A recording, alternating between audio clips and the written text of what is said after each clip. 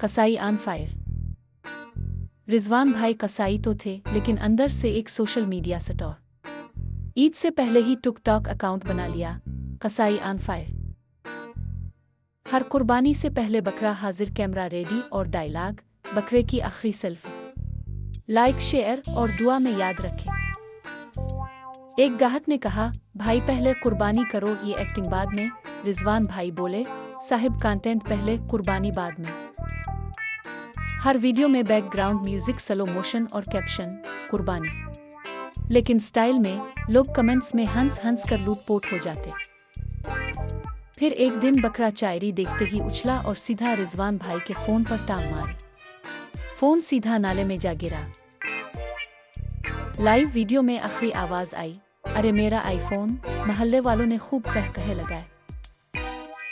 आखिर में रिजवान भाई बोले, अगली ईद पे कसाई नहीं, यूट्यूबर बनूंगा।